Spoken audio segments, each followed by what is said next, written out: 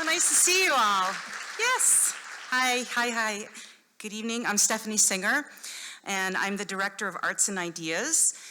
And on behalf of everyone here at the JCCSF, I am so excited to welcome you to tonight's program, What's for Dessert, with Claire Saffitz and Eleanor Park. Yay! Yeah. For those of you who've been coming to Arts and Ideas events, or if this is your first time, we are truly delighted to have you here with us at our first sold-out show in over 3 years. So give yourselves a hand. Yeah. Our community this evening includes Omnivore Books, the Bay Area's only culinary bookshop. Yeah. It also includes KALW 91.7 FM, where you can hear this show and many of our past shows every Tuesday at 2 p.m. And of course, it includes you. Your support helps us as we revitalize to continue the meaningful work that we do here at the JCC, from family festivals, youth sports, dance classes, special meals and lectures for lifelong learners, pop-ups around the city, and conversations on our stage with amazing guests like tonight. So thank you so much for your support of the JCC. As a nonprofit organization, our efforts can't thrive without the help of generous supporters like yourselves. We wouldn't be here without you, and we thank you deeply.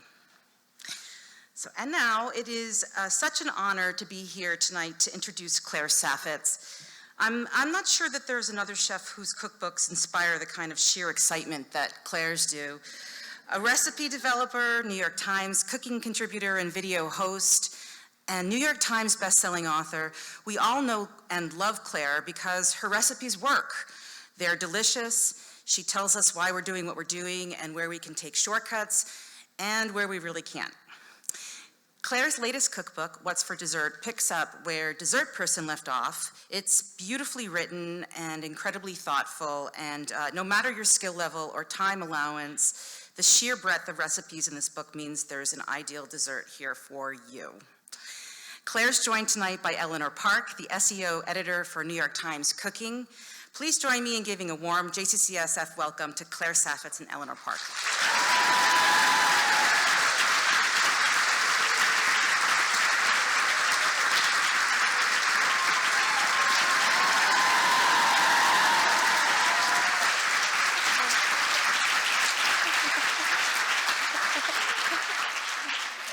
Hi, Claire. Hi, Eleanor.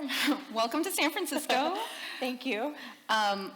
We were just talking backstage because I know that you literally just got off a plane. Yes. And you were about to tell me about your go-to airplane snack.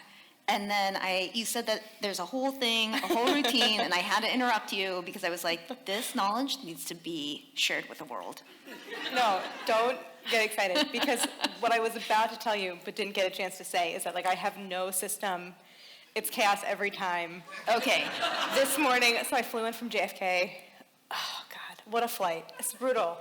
So I was I got there at, it takes all day when you're coming from the East Coast. So I got there at 8 o'clock in the morning. I had a 10:15 flight. I always get there early because I'm an anxious traveler.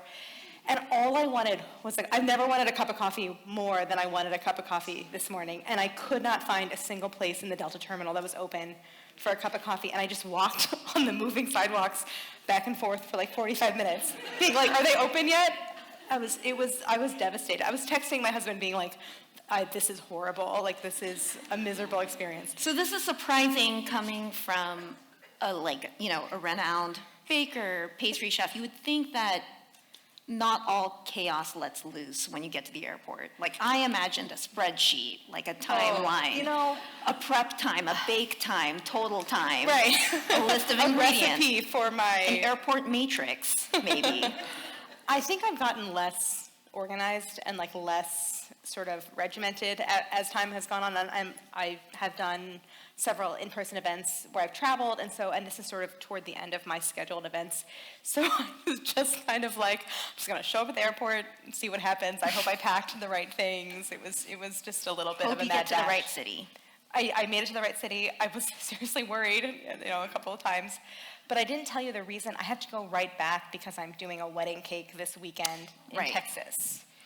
So I'm so stressed out about this wedding cake project. Very lucky if you get to have Claire Saffitz make your wedding cake. It's for a very good friend. Yes. And I'm very excited to do it.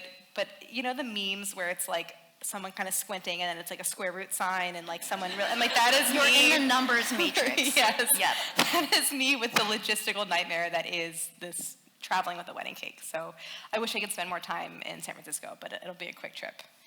Okay, so you made it to the right city. Good first step. So let's get into talking about your book. You referenced, and we were kind of talking about this backstage too, about just cooking and baking during the pandemic, which is sort of like where your last book kind of left off, or when you started writing this book. We all felt the cooking, baking burnout. Lest we forget that everybody was a sourdough bread pro in April of 2020. I was just curious if that shaped the thinking of this book, because the vibe is definitely really different than the first one. It did. It definitely did. I think like everyone else, I also had that burnout in the kitchen. And I started promoting Dessert Person. It was fall 2020. And so I was, all my events were virtual. So I was doing a lot of cooking and baking demos for the book. And I didn't feel like doing all the prep. I didn't feel like going grocery shopping for everything. I didn't feel like making swaps. So it's like when you do a baking demo, you can't tell everyone on Zoom to wait an hour for the thing to bake. So it's like you have to have it, one that you baked earlier in the day. And I was just like, I'm over it. I don't feel like doing all of this work. And so I picked the really simple recipes in Dessert Person. But there aren't that many of them. There's some really complicated. I was like, I wasn't making a croquembouche for every baking demo. So I thought to myself, for the next book, I'm going to keep everything on like the simpler end of the spectrum. And so that's what I did, because it's like if I don't feel like making all of this stuff, I don't think anyone else is going to want to make it either at this point in the pandemic. Because let's teleport back in time when we were all Cloroxing our groceries, Right. and let alone washing one more dish was a chore, a real chore. Right. I also kind of envisioned a time when there was more of an opening, when people were doing things in person again and being social, and I wanted the recipes in the book to feel like things that people could share. So I think Dessert Person is really about kind of my singular perspective as a baker, and to me it's a book that's about one's own experience in the kitchen. Like the baker's journey. A baker's journey, right. And I think this book, What's for Dessert, is very different in that I think it's a lot more about actually spending less time in the kitchen and more time kind of socializing and enjoying and sharing the desserts, because they're I think very celebratory and very festive and kind of fun. Totally. It feels really warm. It's like vibey, as I mentioned, and it feels a little bit more retro too. Yes. Yeah, I did. So, when I was writing Dessert Person, like my normal sources of inspiration are going to farmers markets and traveling and going out to restaurants, and so I was kind of cut off from these sources of inspiration. So I looked to texts. I was reading like a lot of old cookbooks, community cookbooks by some of my favorite pastry chefs from previous decades. And so I was really kind of inspired by this sort of mid-century feel of a lot of the recipes. And so that was a really big, I just wanted to have fun with it and have them be kind of whimsical and have some nostalgia to the recipes too. And I learned a lot from Dessert Person and from YouTube and from just being a recipe developer about the kinds of recipes that people respond to. I think having that nostalgia factor is really, it just kind of hooks people in. Totally. And you bring back desserts like floating islands, which I don't know if anyone knows what a floating island is. I had only had one. They have one on the menu at the Progress, which is really good. But other than that, I was like, where on earth? Right. And I just imagined you like deep in the pandemic, just going down rabbit holes of like research. So yeah, I was just kind of wondering if you could speak to sort of like, if there were rabbit holes, and where did you go? Yeah, I mean, some of them, I did pull a lot of inspiration from this kind of various parts of my baking education and career. So like I went to culinary school in France, where floating island is not that uncommon. Okay. It's a much more common dessert than it is here. For anyone that doesn't know, floating island is a dish, it's not the description's not going to be a huge selling point. It's better than it sounds. It's a cool dessert. It is good. Like, it's kind of sweet. It's a dish of poached meringue. So usually when you make meringue, people are used to them being baked and kind of like crispy and marshmallowy. So these are poached in milk, and then they're set on a bed, like a pool of creme anglaise, like vanilla custard sauce. Again, like not doesn't sound super It's cool. appealing, but it's good. It's a very kind of like classic French thing. So I was like, I love that dessert, and I thought, I really wanted there to be a place for every different kind of dessert in this book, and that, to me, it was really fitting because everything for that dessert is made on the stovetop, and I wanted to do a whole chapter of stovetop desserts for people Right. that didn't have access to an oven or were like working in a small kitchen or even, college students in a dorm room. So I was like, it's perfect, so it just checked a lot of different boxes, and it's a really fun, like super retro dessert. And it feels like a really cool, elegant, sort of like fancy dessert that you can just do on the stovetop. Yeah, I think it feels simultaneously fancy but also kind of home style, which I really like that contrast. And it feels a little paradoxical, but I think a lot of the recipes do that in the book. So things like pudding, but you dress them up in like a fancy coupe glass. So I have a recipe for chocolate coupes in the book. Sorry, my froggy throat. It's a flight. I'm late for the flight. So, I wanted, this is a book about home baking and home desserts. Right. So that was important, but I thought if there was a way to kind of make them feel a little bit, not formal, but kind of fancy in a way. Like a treat to yourself. Yeah, exactly. There's a lot of like little flourishes on the recipes that I think give them that sort of extra special feel where you could make it on a weeknight, but you could also serve it at like a celebration or a dinner party or that kind of thing, and it would be impressive. That makes sense. So we had a long catch up backstage because we hadn't talked to each other like during the pandemic, just because, moved across the country, blah, blah, blah. You got me into baking and helped instill confidence in me as a baker. And we were talking about just the power of YouTube in instilling confidence in people. Claire can fix your dishwasher if you need to. I have a very high degree of confidence in my own ability to fix things, and a lot of that comes from YouTube. But it is, I think the point of that is, it's an incredible teaching tool. And so, like as careful as I am as a recipe writer, as many lengths as I go to put all of the detail that I can in a recipe and to sort of, give you all the information, all the warning signs and all that. There's just things that you can't communicate on the written page that you can communicate in a video because you have, all the visuals. So that's why I love YouTube as both a user and a creator on the platform. It's just the best teaching tool, and that's why I'm still doing it, because it's just, there's really no better format, I think. And it feels like the two have really complemented well, like doing the cookbook, because right now there's so many different options in how you can create content. TikTok, just, the internet in general. Yeah, I don't do TikTok. What's the internet? What's Google? But it seems like you've utilized both to sort of like educate people and instill confidence in getting people to bake and make desserts. YouTube was in a really interesting way, because I started it very soon after Dessert Person came out, and it was a way to tell people about the book and to demo recipes. And it was really interesting because it actually did, I think, shape a lot of the way that I approached this book, is having that format.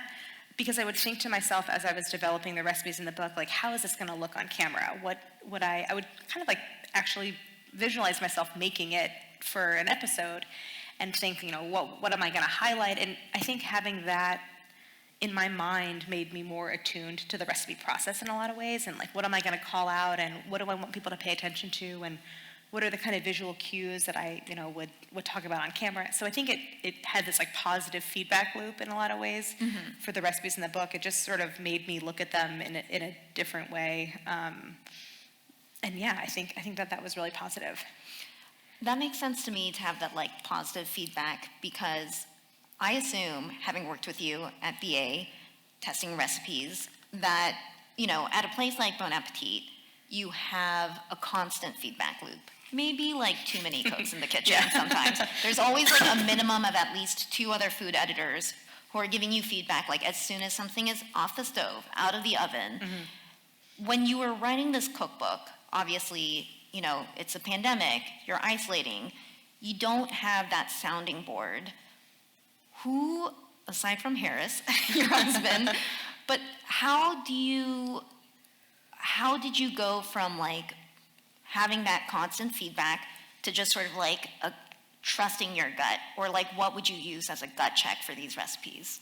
Yeah, I didn't really have a replacement for that in-person feedback that I had for so many years working in a test kitchen, where you're super collaborative and you're tasting each other's food and giving sort of thoughts. And literally a table being set where you're like presenting a potential recipe. I mean, you'd be like it would be formally tasted, but you would also just be tasting amongst other editors in the kitchen. Right, like, hey, what do you think of this? What does this need? Or I'm having I'm sort of troubleshooting this part, or that kind of thing. And that can be so productive. Like you said, sometimes there's just like too many people giving their opinion, and that's not helpful to a point. But I was very isolated while writing this book, and it was really hard. I mean, I wish that I had more kind of external feedback, because I think one thing that I experienced a lot was like I just kind of lost perspective. And once you make a recipe 5 times, you don't really like it that much anymore, Sure, of course. It's like I actually kind of like hate this recipe, and I'm sick of it.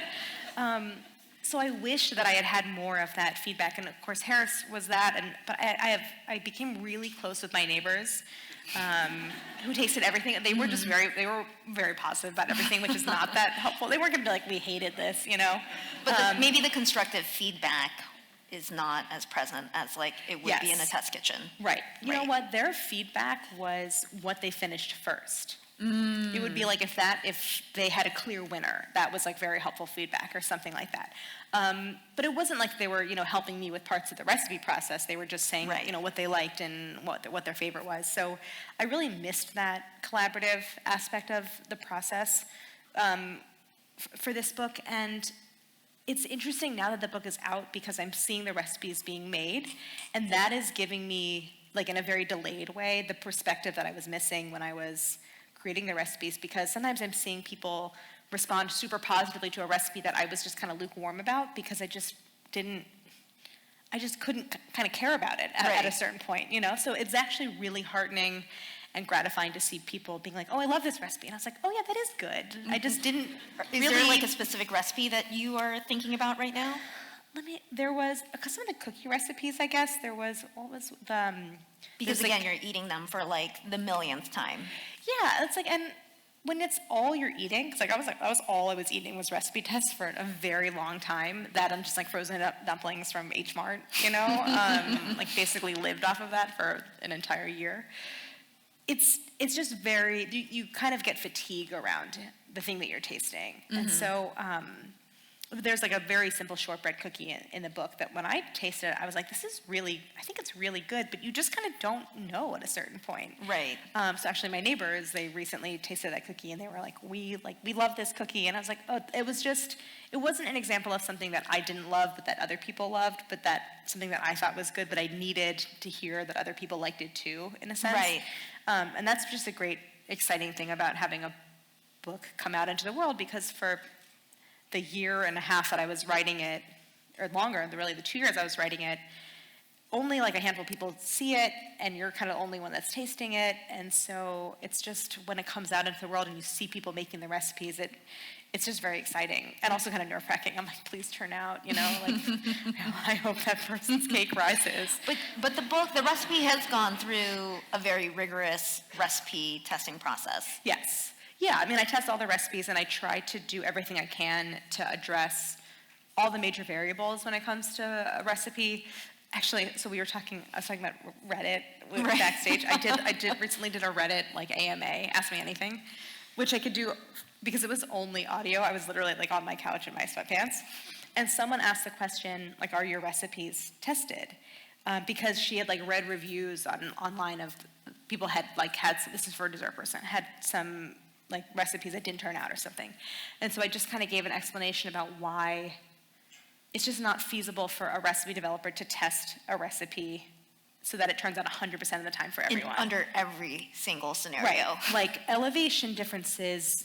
And also she was from Sweden, and I was like, I don't know what you're using in Sweden as like your ingredients, like that feels like also a really big variable.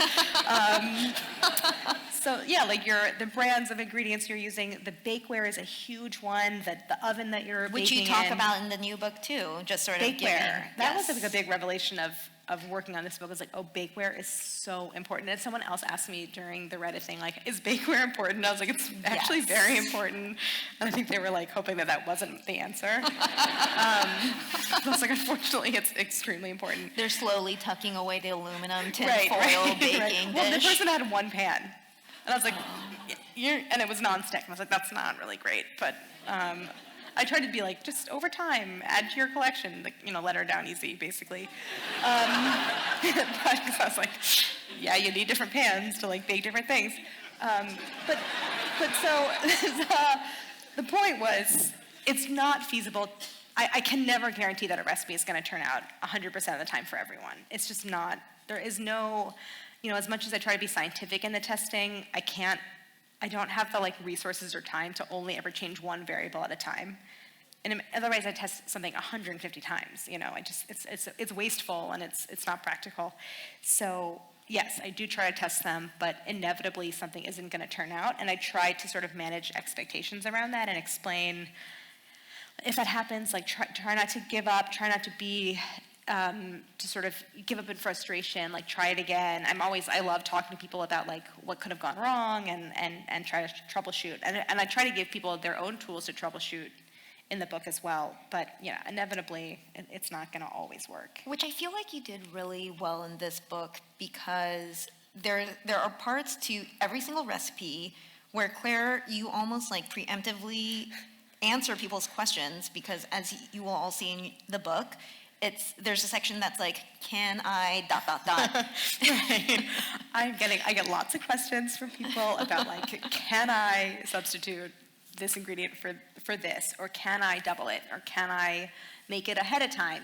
And the point is that no one is making a recipe in a vacuum. Like there's always a context or a circumstance, and so I try to, in that section, it's basically like FAQ for each recipe.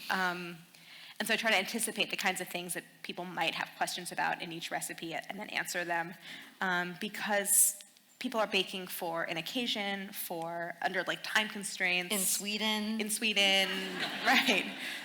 So that was my section where I'm like, because those are the questions I hear all the time from people. And so I try to just kind of get out ahead of it and say, like, here are the things you might be wondering, and here's the answers to them.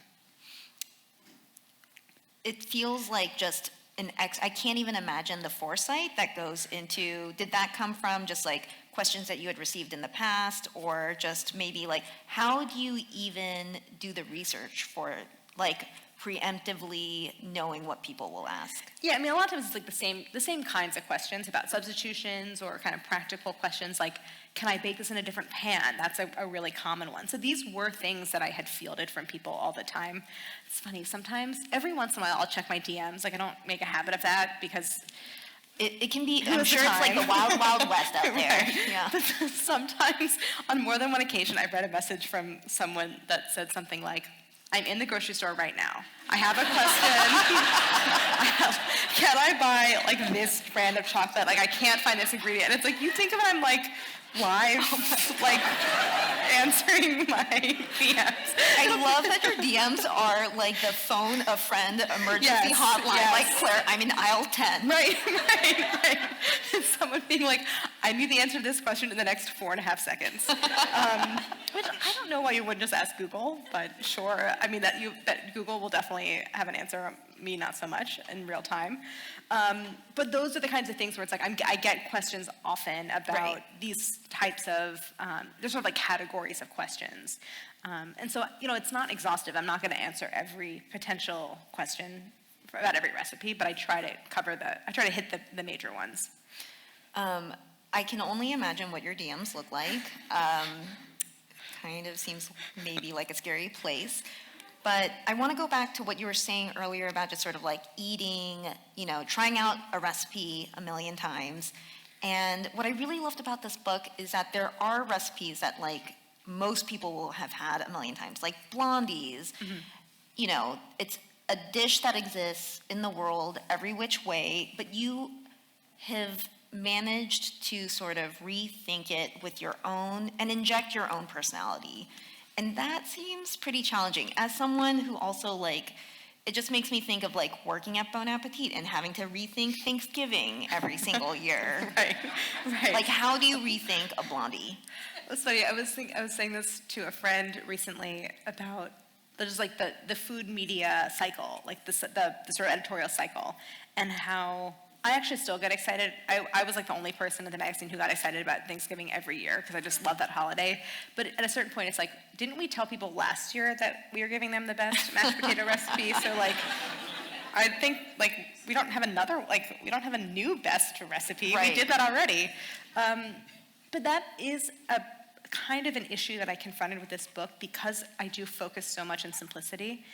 At a certain point, when you get simpler and simpler and simpler, you're going to find 5 recipes just like it. And so Right. one of the, when I was talking to my editor at the very beginning of writing this book, I said to her, I was like, this is going to be so easy, this book. Like, I'm going to write it.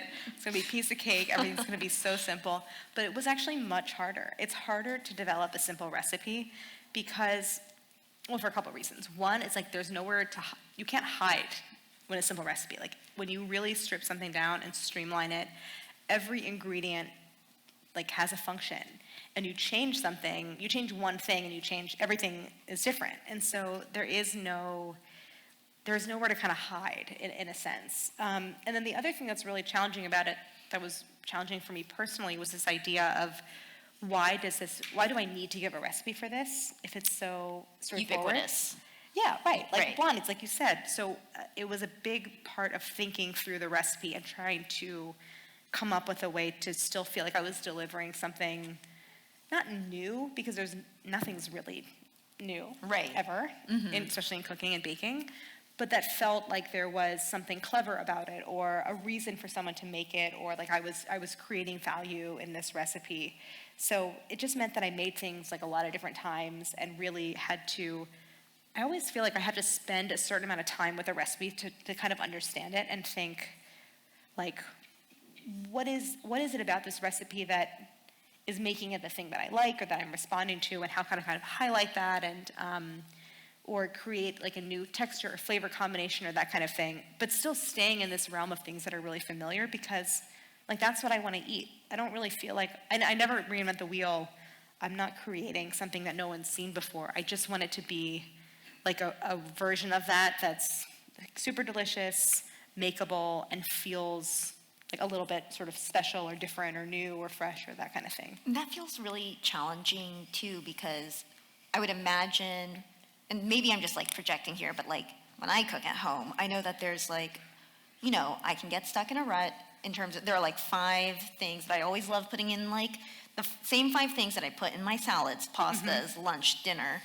Like, how do you get out of that rut where like, between the challenge of balancing between like your go-to ingredients and like making it new or fresh. Sorry, Yeah. I know that we said that we don't like the word new, but No, I used it before, but I'm not creating something that hasn't existed before. Right. But I always want there to feel like there's a reason for someone to make it, and that there is like the argument, it's its own argument, in a sense. But I do try to sort of like approach the recipe from a particular perspective. So whether it's a flavor combination or a texture, or I want to recall a taste memory that I have, like there's usually a concrete starting point that I'm trying to kind of like hit and create this. I have an idea of what I want it to be in my head, and I'm trying to create that. So, I do have ingredients that I like love to use over and over again, and but for this book, there's so much less of a focus on seasonality, because I love fruit desserts. I love cooking seasonally and baking seasonally, but I try to, in this book, provide a lot more kind of evergreen recipes that don't focus so much on hyper-seasonal fruits or fruits you might have to go find at the farmer's market. So, the vast majority of them, you can get all of the ingredients that you need at any major grocery store. Which I was happy to read because, Claire, you know my love for sour cherries and your sour cherry pie specifically. And someone can find me after this talk if I am wrong about this, but I cannot find sour cherries out in California. Oh, really?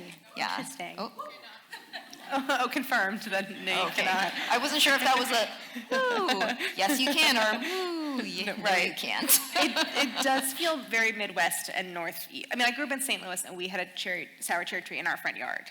So it's like that felt Humble brag.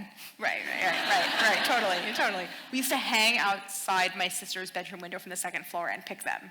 My mom would be like, oh my, please don't fall out of the window. And my mom would make pies with them. So that's something I grew up with, but I am aware of how not only hyper seasonal they are, because there's only like a 2-week span where you can get them even in the Northeast. But yeah, I mean, you can source them frozen, but like there's a recipe for a cherries jubilee in the book that just uses canned. It's like or jarred, sour cherries. So I try to really, wherever I can, if the recipe calls for a fresh fruit, then there's a frozen option as well. So there's only a couple things in the book where there's such a beloved ingredient that I can't not include it. So like sour cherry is one, and quince is one. I'm like, no one's gonna make the quince recipe, that's fine. We get quince out here though. You do get quince, yes. yeah, but no one's gonna, it's a quince and pineapple jam tart. No one's gonna make it, I love it, I don't care, it's fine. It looks pretty. That's like a recipe for you. Like, yes, that was a recipe for me. I generally feel like 98% of the recipes in the book are to provide for other people, for all the dessert people, but some of them I'm like, that one's just for me. But that's important too. That feels like pun not intended, a slice of you, like in the book, which is great. Yeah, I do try to keep that balance of I do, and that part, it kind of speaks to the flexibility that I wanted to build into the book, because even though I try to focus on simplicity and create streamlined recipes, it doesn't mean that there aren't recipes that are a little bit still more complicated, or that have a few extra steps, or a few, combine a couple of components, or require a few different bowls. So the framework that I created for the book was about this kind of idea of streamlining and stripping a recipe down to kind of its common denominators and getting rid of superfluous steps or ingredients or equipment. But that doesn't mean that there still can't be, there's some deep fried recipes, there's some slab pies, things that are inherently have a few more steps and components. And I wanted there to be that, I still wanted those to be in the book, because as much as I'm talking about the idea of simple stuff, and I don't feel like making stuff that's complicated, I still actually do like to. I mean, baking still involves steps. Right, exactly. I did an event 2 weeks ago in my hometown in St. Louis, and a good friend of mine who's a very well-known comedian did it with me, and she's not a very good baker, and she was like, now let me ask you, do you have to measure? And I was like, yes, you have to measure. I'm sorry.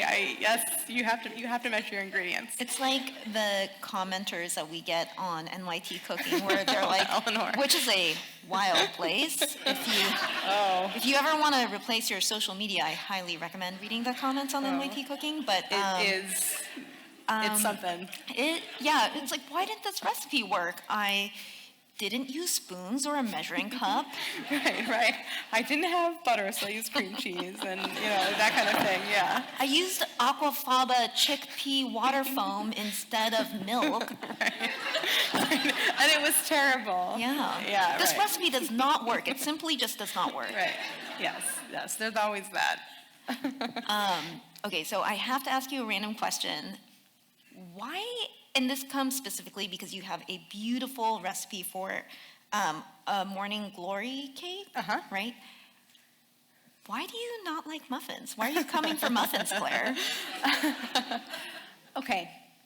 It's just about there being truth in advertising. I just want things to present as what they are. And a muffin is just cake without frosting, in most cases. I don't mean, and my mom actually got mad at me about this, because she was like, I make muffins and you like them. And I was like, yes, Mom, your muffins are muffins and I like them. But generally, what you see labeled muffins these days are cake, it's a cupcake with no frosting.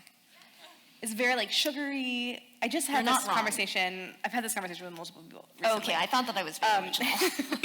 But I did read that top note, and I was like, wow, Claire is really coming for muffins I in this know. book. I mean, I'm generally not someone that like courts controversy, but I also won't shy away from an opinion.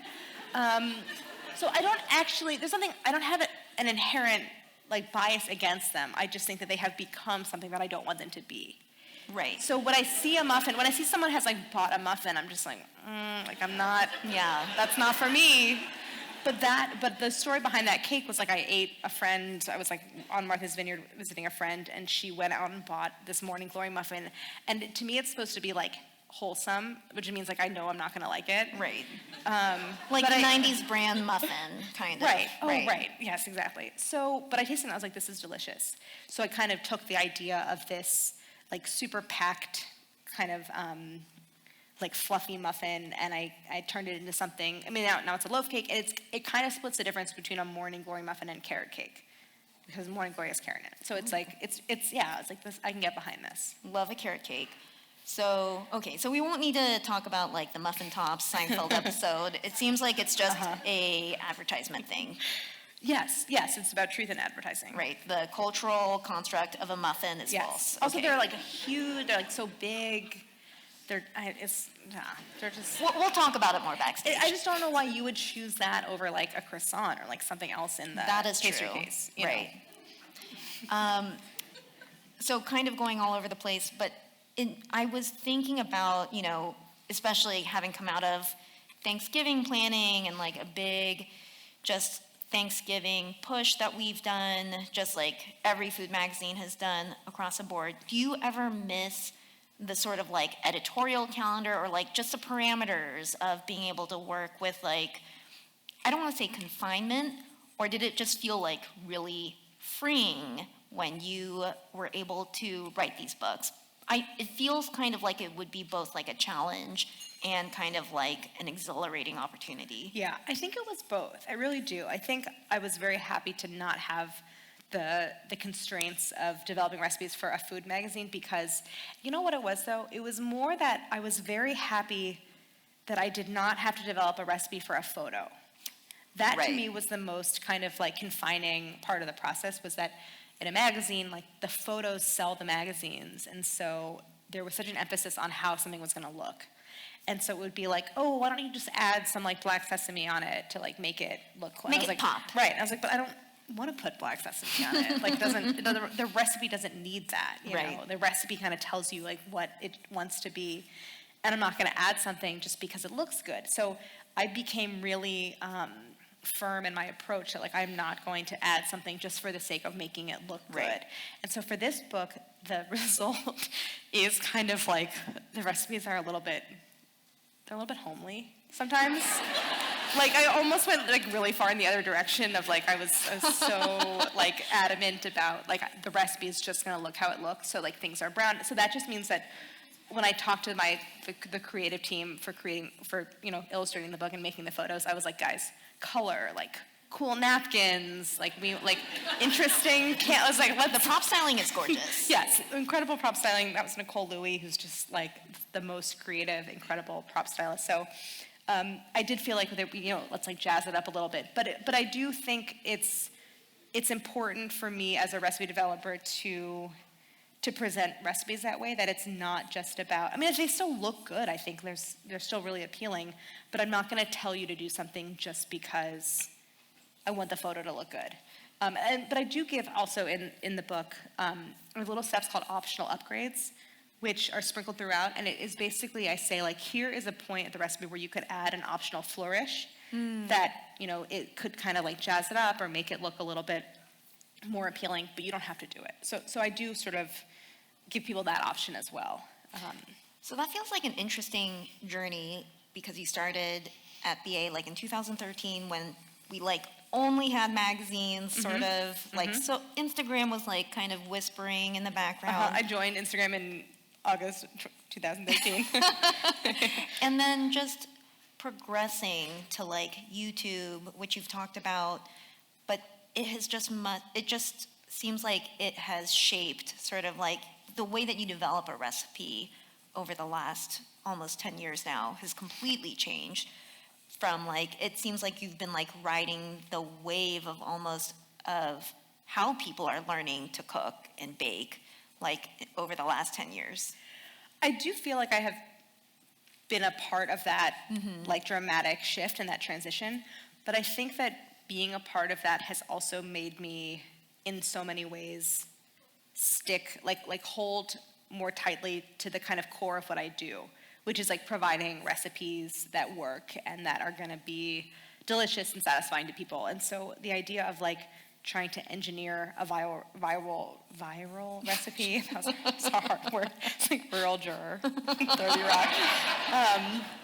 A viral recipe was just like, I can't, like it made me in so many ways because of how quickly like social media changes and like the sort of speed and frequency of like hacks and trends and, you know, the butter boards or whatever. I was just like, I'm going to kind of go in the opposite direction.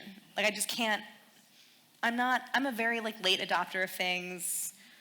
You know, I like watch a show 5 years after it comes out and like start talking about it to everyone who's like already seen it. Like I just kind of can't, although I'm like participating on these platforms, it's just kind of not what I do. And so I'm like, I go in the opposite direction. I get that. I still have queued up the Bravo TV shows that you have recommended to me from 3 years ago. Oh, nice. I do watch a lot of Bravo. I'm sorry. That was like, I really put you on Front Street. But. No, that's okay. I talk about it. That Bravo got me through writing this book. Because I would just be like, at the end of the day, I would just be like, I have to just like totally. You have to have something like that in your life. Yes.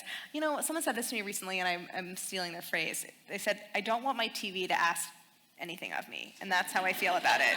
It's maybe one of the few things we have in this world that don't demand anything of us. Right. I have to ask because I tested some of your savory recipes from Dessert Person and have had the pleasure of testing a lot of your savory recipes at Bon Appetit. But do you think that you will, can you foresee like a savory cookbook or maybe like a more savory focused cookbook in the future? Definitely. I think that's probably the next thing. I'm definitely going to take like a nice long break from the book process because Understandably. Not even like a break, but just I'm going to enjoy not being on a schedule for it, I think, for a little bit. I think I'm always writing ideas down and thinking about recipes and, you know, having kind of ideas coalesce and thinking about a larger kind of project. And I definitely think it includes savory because that's how I started as more of a generalist and as far as cooking. I did like cuisine in culinary school with a little bit of pastry, and I think most people obviously know me as a baker, and that's where my the really core of my passion is. But I love savory cooking, and it's been such a pleasure to rediscover that since I finished the book and have been able to like actually cook for myself and cook for Harris and you know, family and friends. So it's really it's great to rediscover that and realize like it hasn't gone away, that sort of that love of just sort of savory cooking. And I feel like cooking and baking complement each other in so many ways, and there's so much overlap, but it is just really nice to like just be at home and put together a meal that I'm not writing down the ingredient quantities and thinking about creating you can just turn a product. off your brain. Yeah, I can kind of just be super intuitive about it, and so that's been so great. And it's nice to have like ideas again about recipes and dishes and that kind of thing. It must feel like the equivalent of being a restaurant critic who can just go to like In-N-Out and eat a cheeseburger and like just flipping off that part of your brain that's like breaking down each ingredient, each bite, each flavor profile. Yeah, it feels like an intuitive way of cooking and eating, whereas when you're recipe testing, or if you're a restaurant critic, it's a great example, like you're not listening to your own cues about what you're eating because it's more of like an intellectual process. So it's nice to step away from that a little bit and just be like, what do I feel like eating tonight? Because I can make that. So it sounds like you still are able to experience pleasure and joy when you are like cooking and baking. Yeah, it's such an encouraging thing to experience because when I was it was in my early to mid-20s, and I was thinking about pursuing like culinary arts and cooking in some way. And I had that was a question for me and a concern and an anxiety. It's like, if I do this as a career, is it going to make me love it less when you do it for work? And one thing that my first boss at BA told me was, if it's not work, they're not going to pay you. So it's like, that stuck with me. You know, it's like, it's still work. But it's so nice that at the end of the day, I could still spend my whole day recipe developing, and then when I'm making dinner, I still get like lots of enjoyment and pleasure out of it. Sometimes I feel like even after a long day of recipe testing, it's like the home-cooked meals, like the most simple salad is mind-blowingly delicious. Yeah, it's really, I feel like what I've been doing a lot lately is focusing on this idea of deliciousness and like really exploring it on a super kind of micro level about like, and it helps to have Harris, who's like, we're together in this kind of, like it's a huge interest for both of us. So And he's a guy who gives honest feedback. very honest, very honest. He's like, one of his own phrases about himself is he's like, I'm never wrong about food, which is annoying but true, and it's annoying that it's true. Actually. It feels kind of like the antithesis of Jeffrey and Ina, where Jeffrey is like always like very agreeable. Right. Just like so happy to eat But with whatever. Harris would be like, Yeah. Or Harris will be like, oh, this is really good. I'll be like, but you almost burned the garlic, didn't you? And I'm like, yes. It's so annoying that you like can point that out and know that. like dial it back maybe. Right. I'm like, just only love the things that I make you, you know? But it's true. It's like it's this endlessly fascinating pursuit. And I feel very lucky that the thing that I get to do as a career is also a means of like living really well. It's like the more that I get to learn about this, the more like our lives get better, because it's a way of like experiencing like pleasure on a daily basis, and it really enriches your life to be able to cook good food for yourself and for your family. So speaking of like cooking for loved ones and family, I know that we're going to pivot to questions from the audience, because I'm sure you guys have a lot in your mind.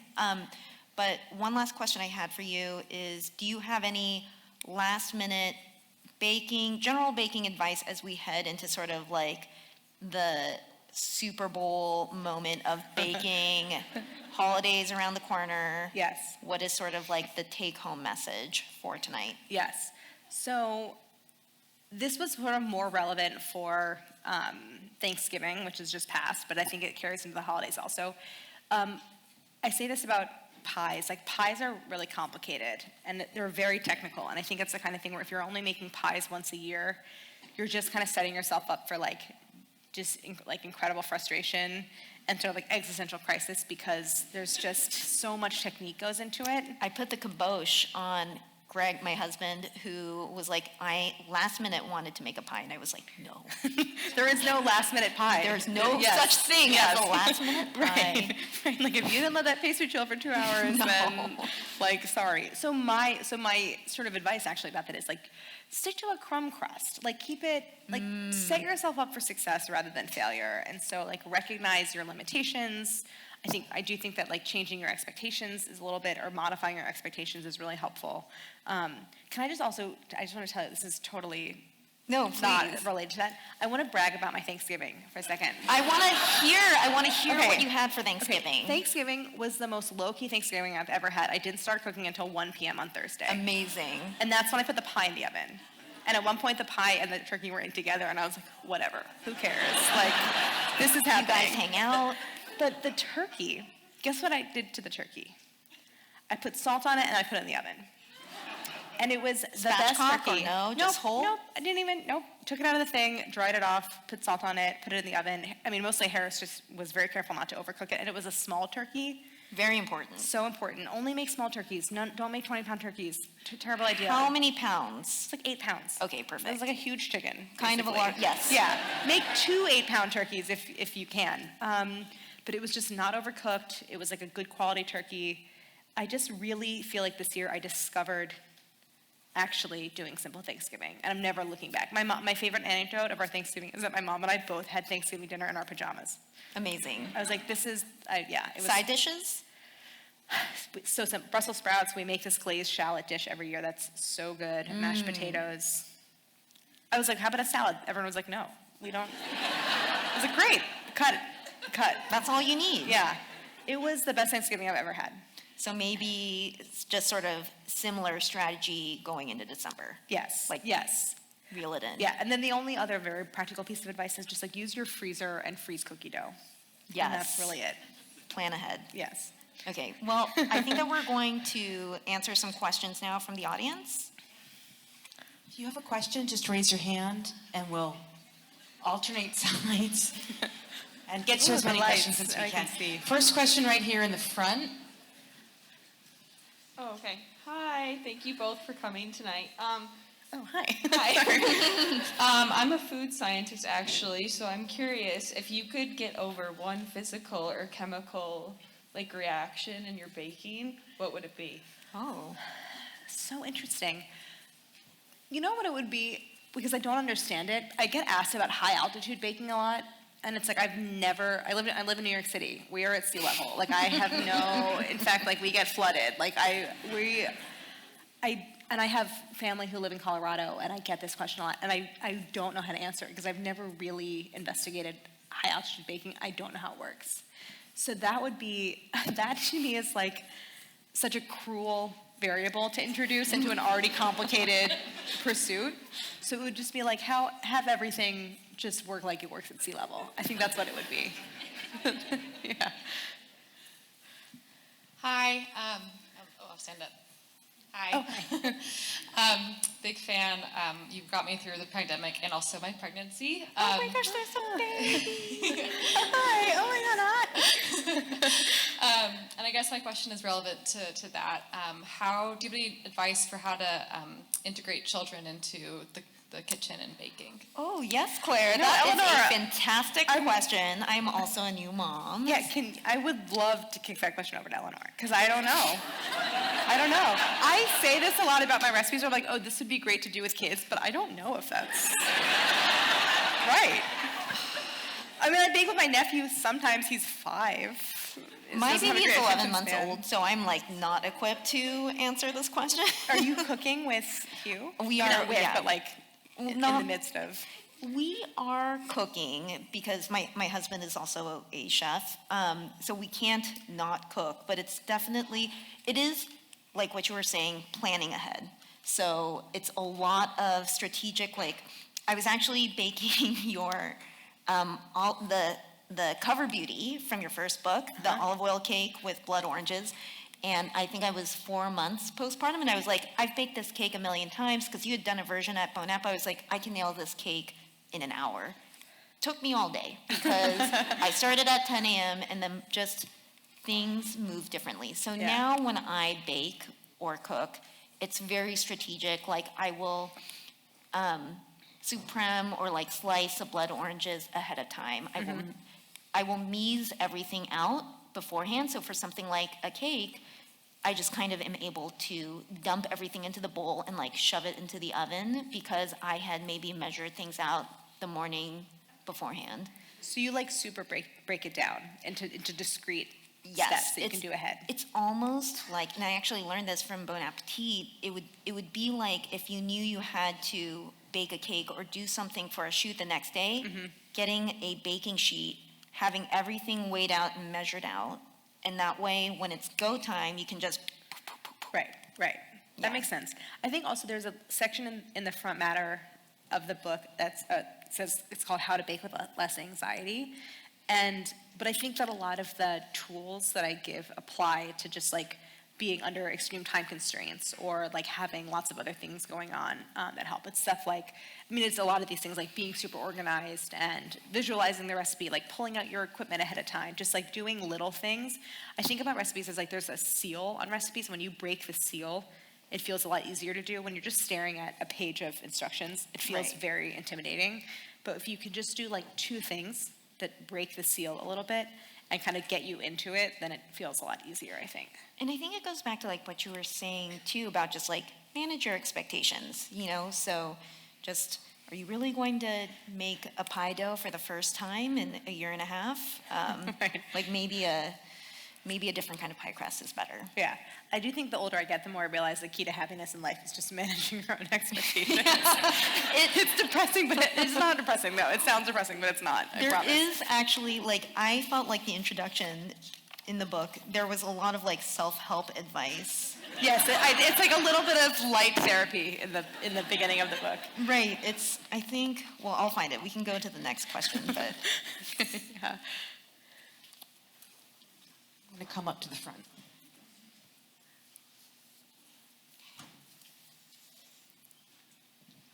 Oh, thank you. Hi, Claire. Hi. So my aunt here, she introduced me to your cookbook last year, and I could ask you a bunch of questions, but it's actually her birthday today. Yay. And I was wondering if we could all sing her happy birthday. We can, but I'm tone deaf, so I should not lead. Eleanor, how are you? How's your singing voice? I cannot sing. We are actually, speaking of having a baby, very excited that we now have one person who can act as an audience member, but my husband and I are terrible singers. I'm going to cover up my mic, but then I'm happy to do it. Oh, God, sorry, I That won't is do a that. sign, No, I won't maybe. do that. But happy birthday. Happy birthday.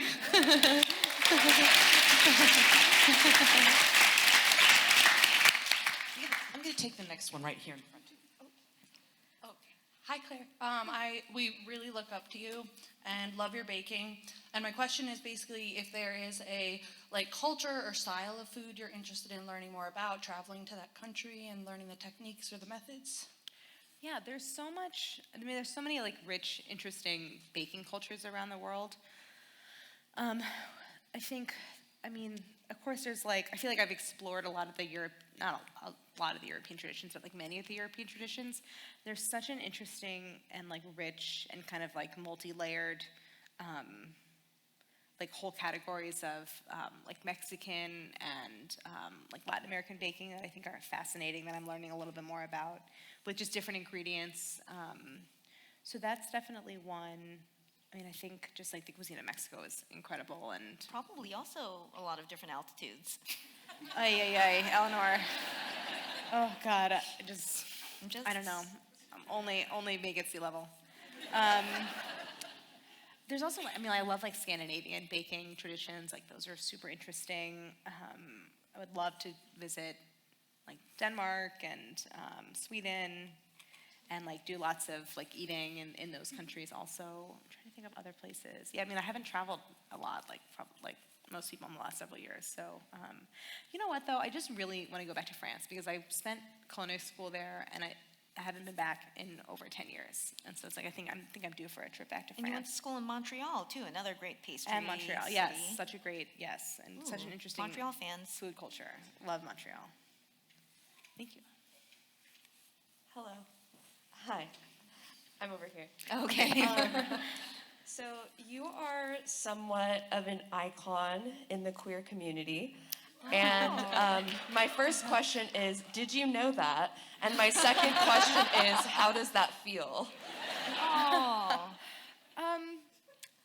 I became aware of this because there's an amazing parody of Dessert Person episode.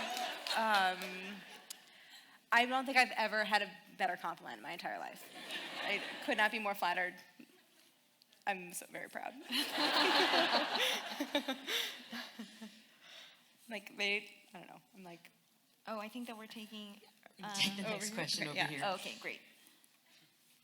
Hi, Claire. So I'm a junior in high school, and I kind of just learned how to bake the last couple of years from Dessert Person and you. And I was wondering if you have any advice for younger people who possibly want to pursue it in the future.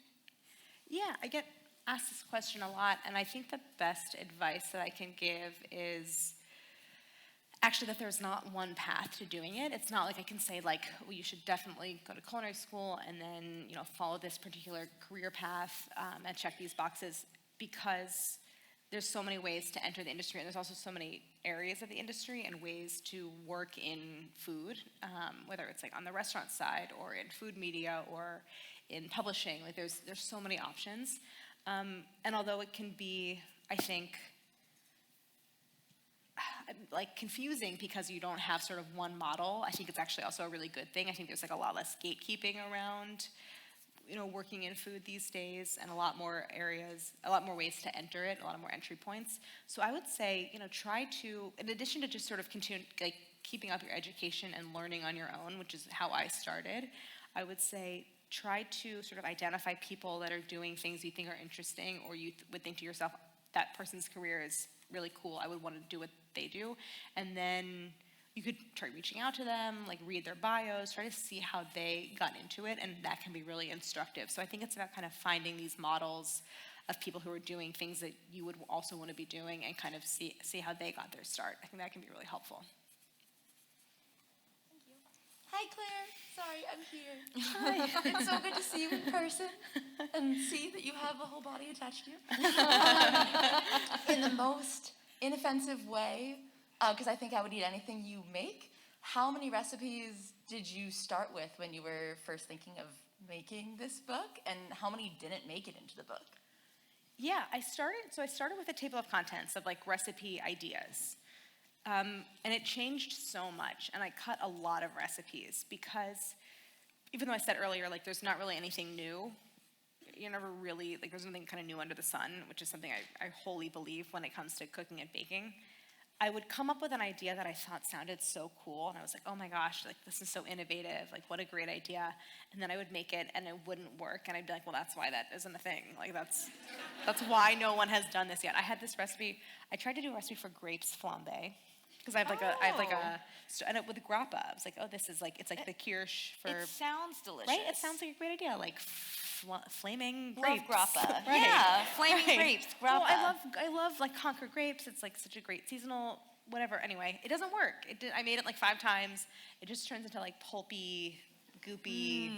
They break down, and then they have seeds. It was a disaster. So it was like that was why like that recipe got cut, because it's like this doesn't work the way that I thought it would. So that happened a lot because with this book, I was trying to kind of like discover new things in a lot of ways, and so they just got cut. And a lot of times there wouldn't necessarily be anything wrong with the recipe. It's like I kept making these one oatmeal cookies, and Harris was like, these are great oatmeal cookies, but they just weren't what I wanted them to be. Or like didn't get you excited. Yeah, I was just like, they're okay, like they taste good, but I just they were not what I wanted them to be, and so I just cut them in. And actually, in a lot of cases, the idea that I had morphed into something else that did make it into the book. So actually, that oatmeal cookie, because the inspiration for the oatmeal cookie was like a bowl of oatmeal, like cinnamon and walnuts and maple syrup and butter, and so like I love that breakfast. But then it actually became the walnut and oat pie. So I would like take the idea that I started with, whether it was the flavor combination or the ingredient, and then try to turn it into something else. So that happened a lot. But there were so many things that fell out of the book, and then that I later added back in. And I also did lots of reorganizing within the chapters, because sometimes a recipe would fit in 2 chapters at the same time. It would be like a stovetop dessert and a frozen dessert or something, you know? So it was just everything. It drove my editor crazy, because I was like, I've rewritten the table of contents for the 18th time. So yeah, it really changed so much more than I would have thought. Next question here, up on your left. Hi, Claire. It's really nice to finally meet you. You've obviously accomplished a lot and will continue to accomplish more great things. But I'm also just curious how much culinary school has influenced, I guess, where you are today. Thanks. Yeah, that's a good question.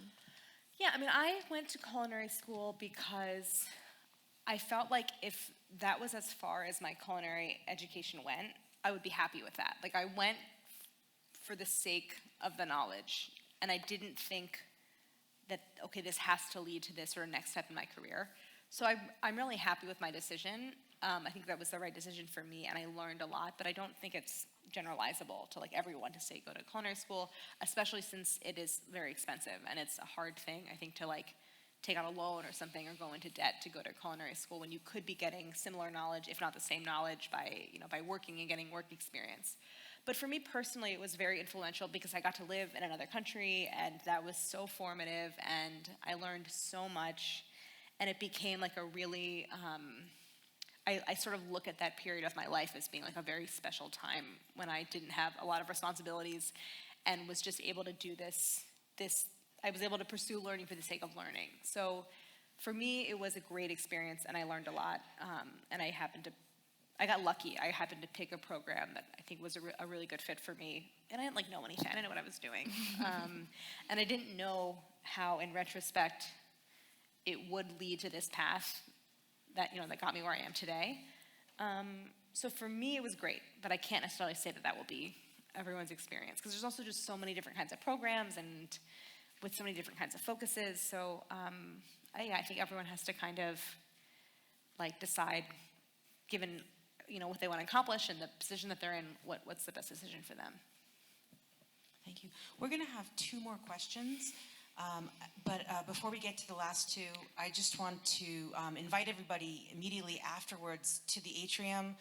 We have a little surprise for you. We've prepared several of the cookies from Claire's book. Thanks to our friend Lisa Kirby. Lisa, are you here? Yay, Lisa made the cookies from Acme Bread. Thank you, Lisa. And Omnivore will be selling books if you want to pick up a few more copies. It's a great holiday present. And Claire will come out and say hi and meet everybody. So. And you can ask the question then if you can't ask it now. Yeah. My question for you is about the recipe matrix that you have in the beginning of both books, which tickles the heck out of me. And I show it to everybody when they look at the book. I'm like, wait, you have to see this thing. It's amazing. I love it because it's a way to explore and jump into the book that can, for me, break through that breaking the seal you mentioned. Mm-hmm. So I'm curious, are you the inventor of the recipe matrix? Or maybe you can tell me what inspired it. Did you invent the matrix? I think I am the inventor of the recipe. I'm not the inventor of the matrix, but I'm the inventor of the recipe Kung Fu. matrix. right. Actually, the idea from it came from, that is from the approval matrix in New York Magazine, which is not the same thing at all. But I was just really interested in this idea of physically charting the recipes in the book. And it came out of, what for me was what I tried to make a really deep exploration into how people actually use cookbooks, and to sort of give a practical tool to meet people where they are. So because, as I said earlier in the conversation, you're never making a recipe in a vacuum. It's there's always some constraint. It's time, space, equipment, ability, knowledge, all these things. And so the matrix was just a quick way for someone to decide what they could handle and what they wanted to take on, because I just feel like I want the buy-in to be very clear for people. I have been in that position where it's you get to paragraph 3 of the recipe and it's chill overnight, and you're like, God damn it. Always read the recipe. Right. Always read the recipe minimum 2 Which times. I always all tell the people way to do, through. but sometimes it's really easy to just skip that line of chill for the next 12 hours or something. So I just wanted it to be this very practical tool for people so that no one had that experience of oh my God, I'm supposed to serve this in 3 hours and I have to, the chocolate chip cookies, the in dessert person say to chill for at least, I think it says you can do, even if a couple hours is okay, but 12 hours is better. And so I just want to avoid any of those situations. So yeah, but I'm so glad that you like the matrix. It seems like it goes back to the common theme of the evening, at least, of managing expectations too. Yes, exactly. Knowing who you are. Right. Know that this recipe is going to take you 12 hours, even though 8 of them are going to be chilling or whatever. So yeah, and 1 of them will be baking. So Thank you. Sure. Let's take one last question. I'm going to take this right in front. Hi, Claire. My name is Daniel. How are you doing? I'm good. How are you? I'm great. So I'm actually just curious. We all love you here for certain reasons, and you seem very humble and down to earth and optimistic and positive. What are some things that you practice as far as gratitude or keeping you humble? Yeah, I love that question. I do try to, I think, keep perspective and practice gratitude and feel and be sort of very clear with myself about what my limitations are. And I think part of it is the weird phenomenon of the internet, putting you in front of people in a way that like I'm not connected to in my daily life. So it's like I go about my life. I think also there's something about living in New York that makes people very humble. It's a very humbling place to live because. Can you share the bodega story from the other night? Of Yeah. The other I'm night. sorry. It was last night. I was. Oh God. It's not answering your question, but Well, it's sort of a good illustration. Last night, I was telling Eleanor, because I got like very little sleep last night because I'm very bad at time management, as it turns out. I think it's gotten worse during the pandemic. And so I was trying to do like a recipe last night at like nearly 11 o'clock. And I went to the bodega on my corner because I realized I didn't have eggs, but I needed eggs. And so I was wearing flip-flops with socks because I just like threw them on. I was like As wearing one like does. my husband's sweatshirt, and I went down, I hadn't like showered. And I went down to the bodega just to see if they had eggs, which they did not. And someone was in there ordering a sandwich and was like, "Oh, I like love your videos." And I was just like, I was like, "Oh my God!" Like, I just like want, So there's a humility in that where it's like it's you're.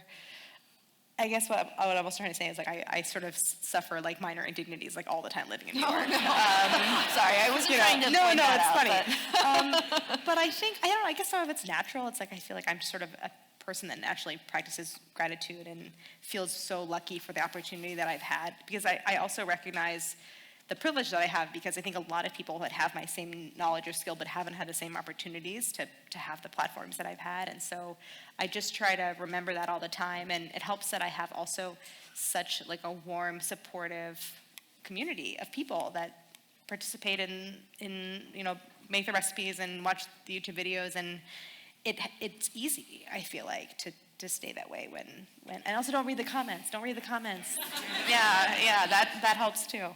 But yeah, thank you so much. I feel like that's such a good segue to, I found the chapter of how, in the intro, how to bake with less anxiety, and these just totally feel like metaphors for real life outside of the kitchen. Visualize the process, take baby steps before you begin, read and make notes on the recipe, believe in yourself, and try to reframe your expectations, which I love. Right. Yes. Yeah. For lessons in life and baking. Yes. Claire, thank you so much for. Thank you, Eleanor. Thank you all for coming.